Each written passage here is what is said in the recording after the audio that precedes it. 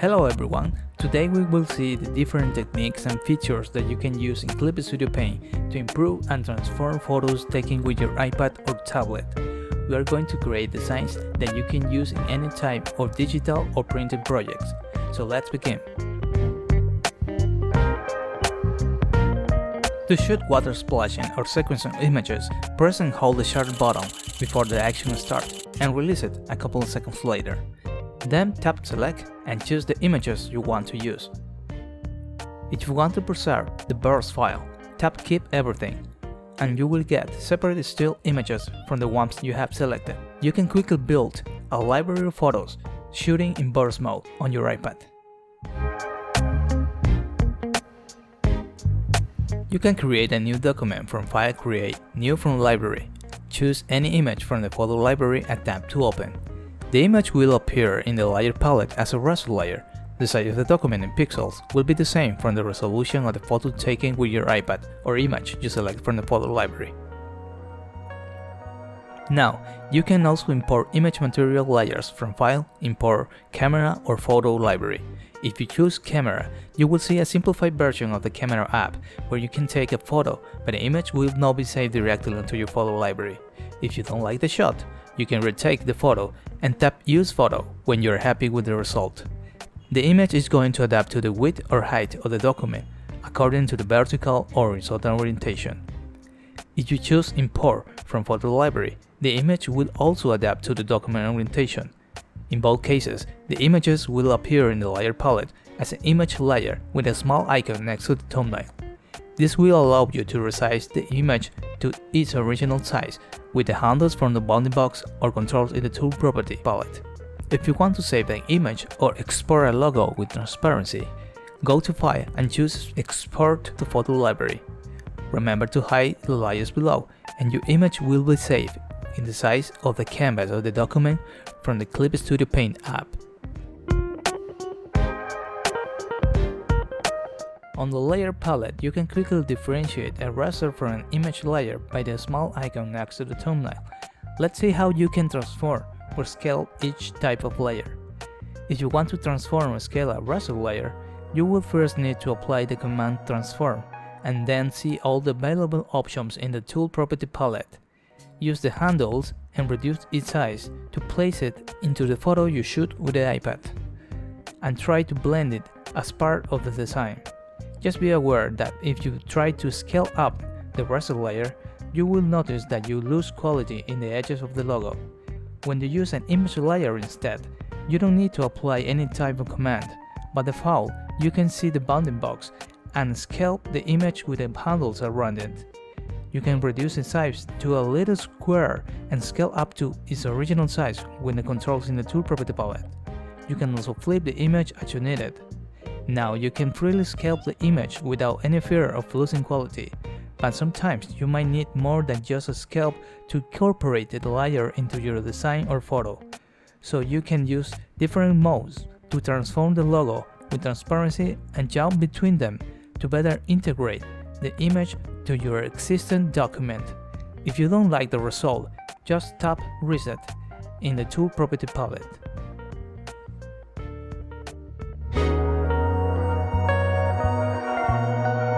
We are going to see two techniques and learn how you can retouch and hide areas in a photo on both image and raster layers. You can use the first technique on image layers. Choose a selection tool and find an area similar to the one you are going to replace. Make the selection and copy and paste the area. A new image layer with mask will appear on the layer palette. Then select the Move tool and try to place it around the area you want to hide in the image. You might exceed the edges of the subject, so in order to fix that, choose a soft airbrush and select transparency below the main and subcolors. Tap over the mask in the layer palette and start painting to hide the section that past the edges. If the brush size is too big, you can adjust the size from the Tool Property palette to paint with more precision. Then you can choose any color and paint over the mask to reveal the areas you need to make visible again.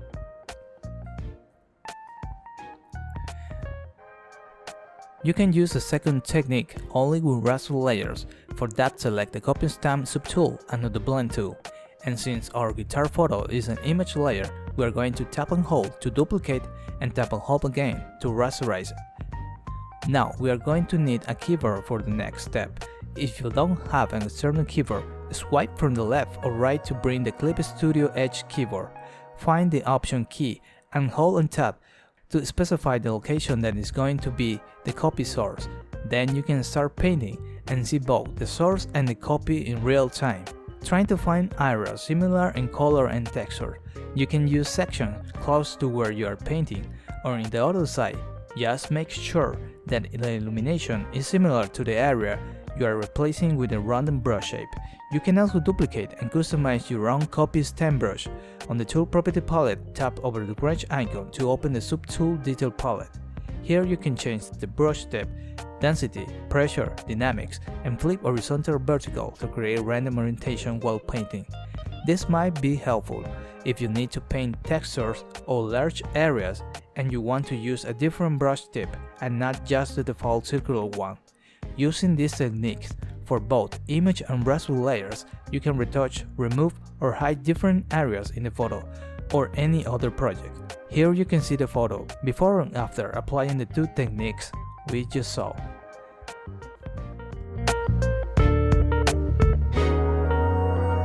You can make different adjustments with correction layers. Go to the Layer menu, New Correction Layer, and choose one of the 9 options, for example, Brightness, Contrast. Adjust the values with the slider to improve the brightness and contrast of the whole image in real time. Tap OK when you are happy with the result. A new layer will appear on the Layer palette, so you can hide the correction layer to see the before and after. Now, if you want to apply the correction layer just to an area, first create a selection. Go to Select, Quick Mask, then with any brush start painting over the area you are going to apply the correction. We will paint with the default red color at 50% opacity. Once you are done painting, go to Select again and tap over Quick Mask. The area we just painted, it will turn into an active selection, so with the selection active, go to Layer, New Correction Layer, and choose another option, for example Hue, Saturation, Luminosity. The new layer will appear with a mask, so any adjustment, it will only affect the area of the selection we just made. You can move the hue slider to quickly change the color of the masked area in the photo. And remember that you can always hide and reveal the layer to see the before and after. To change black into any color, first let's create a selection over the black areas of the image. Use Quick Mask and with the Bezier curve create points over the black parts of the photo and close the shape to fill the area. Exit Quick Mask to make the selection active and go to Select, Convert to Selection Layer. A new layer will appear with green and 50% opacity. Now create a selection with all the black areas. I have one already, so double tap over the thumbnail to make the selection active and hide the layer. Go to Layer, New Correction Layer, and choose Level Correction. You will see a histogram with 3 arrows below. Drag the one from the right to the left to make the selected area brighter, so the black in the photo will start looking as gray. Use the middle controller to adjust the contrast in the masked area.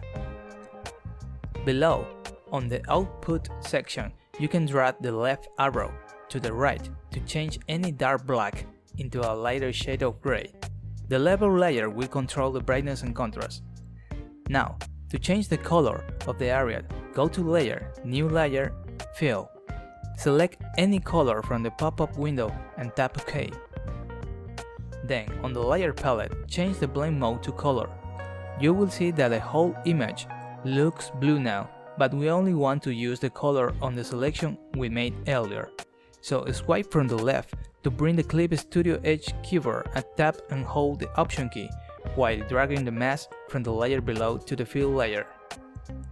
If you want to change the color, double tap over the fill layer on the Layer palette and select a new color from the pop-up window.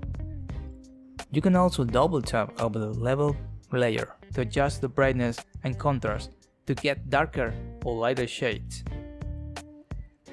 Then you can create a mask for the whole guitar body and export photos with transparency to the library and build a collection of colored guitars.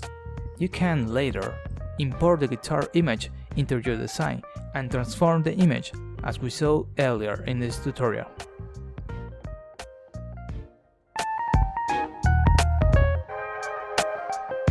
Now, we are going to see how to integrate the water splashing from the photos we took with the iPad camera in burst mode into the design with the colored guitars we just made. Go to File, Import, and from Photo Library, find one image where you can see the water splashing. With the Object tool, place the image onto your canvas close to the colored guitars, and on the Layer palette, change the blending mode to Screen. The image will turn brighter and the darker pixels are going to become transparent. Then go to the menu layer, New Correction Layer, Level Correction. Drag the left arrow to the right to make the image darker.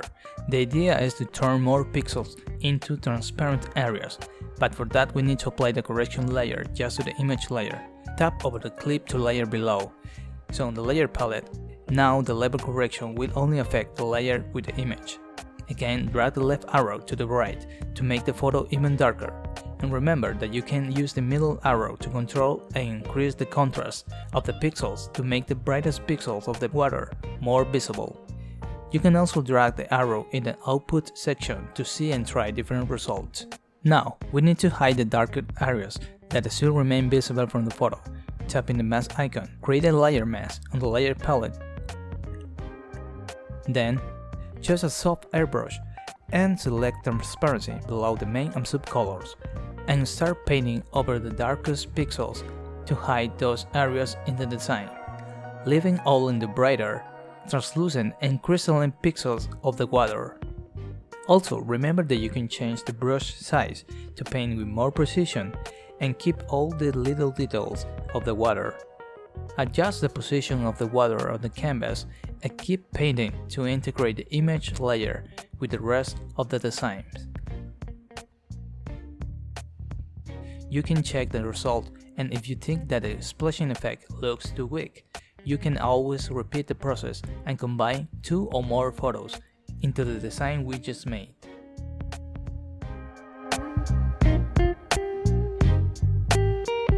Now, we are going to add the texture from an image layer to the background of the design.